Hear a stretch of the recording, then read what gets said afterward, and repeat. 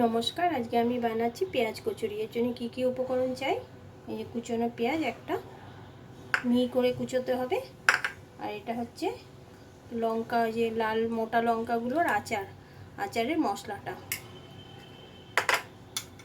আর এটা জোয়ান, সাদা তেল, বেসন। এই যে এটা হলো বেসন। তো সবার প্রথমে আমি একটা ডো বানিয়ে নেব। তো আমি সবার প্রথমে এই যে আটা নিয়ে নিচ্ছি।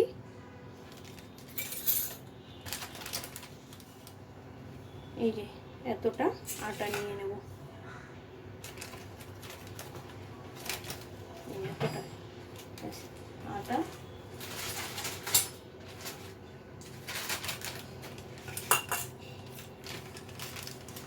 আর এতটা বেসন নিয়ে, বেসন না, এটা হচ্ছে ময়দা। এই ময়দা।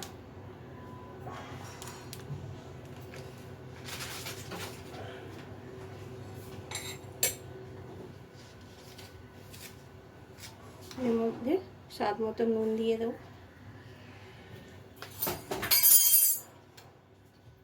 এই জোয়ানটা দিয়ে দেবো, এতটা জোয়ান দিয়ে দেবো, এক চামচের মতো।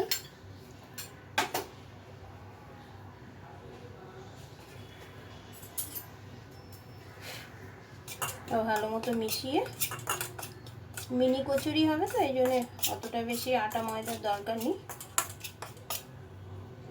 এটার মধ্যে সাদা তেল দিয়ে ময়াম দিতে হবে।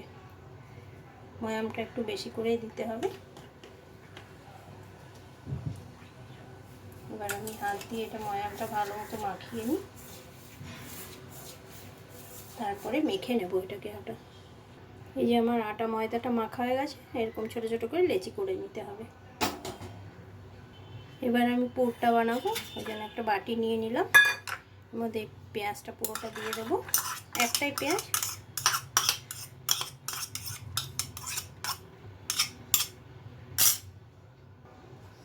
এর মধ্যে এক চামচে ছাতু নিয়ে নেব। এই যে ছাতু, এতটা ছাতু নিয়ে নিলাম।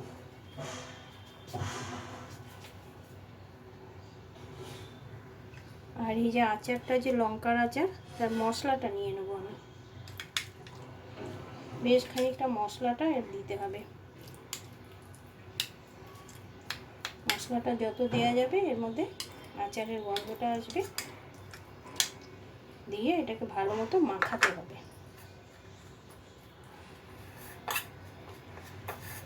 এটাকে হাত দিয়ে মাখালেই ভালো, তাহলে পুরোটা মিশবে ভালো।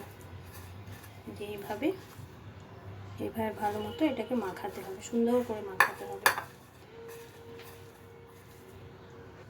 এই যে মশলাটা আমার মাখা হয়ে গেছে, খুব সুন্দর গন্ধ ছাড়ছে আচারে। এটা খেতেও খুব সুন্দর হয়। আমার আটা ময়দা মাখা হয়ে গেছে, পুরটাও রেডি। এবার আমি এইগুলো লেচিগুলোকে এরকম গোল গোল করে নেব। এটা বেলতে হবে না, ছোট ছোট মিনি কচুরি হবে। এরকম গর্তর মতো করে নেব, ডিপ একদম। এর মধ্যে এইভাবে পুরটা ভরে দেব। এইভাবে পুরটা ভরে ব্যাস এটাকে ভালো মতো বন্ধ করে দেবো।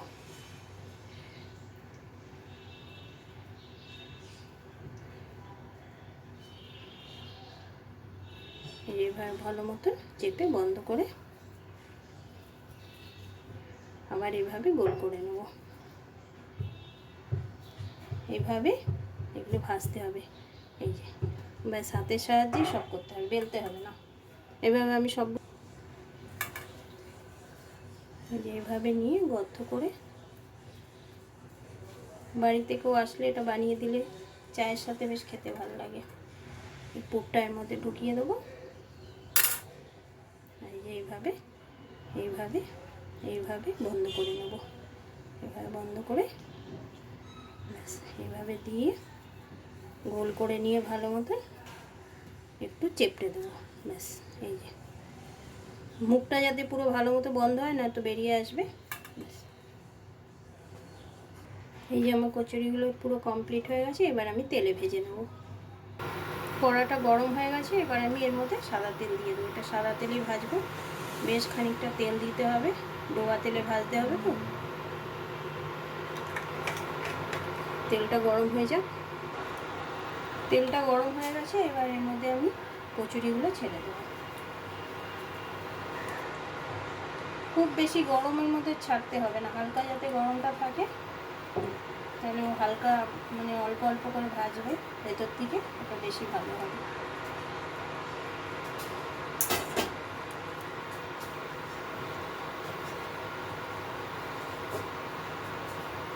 হালকা হালকা করে ভাজা হবে কম আছে। এই যে এগুলো দেখুন এভাবে গোল্ডেন কালারের মতন ভাজতে হবে একদম সুন্দর করে। আর কত খাস্তা হয়েছে, ফুলে একদম গোল হয়ে গেছে। এভাবেই মানে খুব গরম তেলে প্রথমে ছাড়া যাবে না, তেলটা যাতে হালকা গরম হয় তখনই ছেড়ে দিতে হবে, না তো ওপরটা একদম লাল পুড়ে যাবে আর ভেতরটা কাঁচা থাকবে। ওই জন্য হালকা গরম হলেই ছাড়তে হবে, একটু অনেকক্ষণ টাইম নিয়ে ভাজতে হবে। এগুলো আমার ভাজা হয়ে গেছে, এবার আমি তুলে নিচ্ছি একটা একটা করে।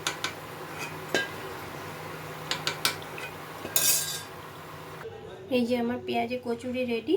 আর খুব খাস্তা হয় আর খেতেও খুব ভালো লাগে, তাড়াতাড়ি হয়ে যাও, বেলতেও হয় না। আর সস দিয়ে সার্ভ করে নিয়েছি, যদি ভালো লাগে তো একটা লাইক করে দেবেন।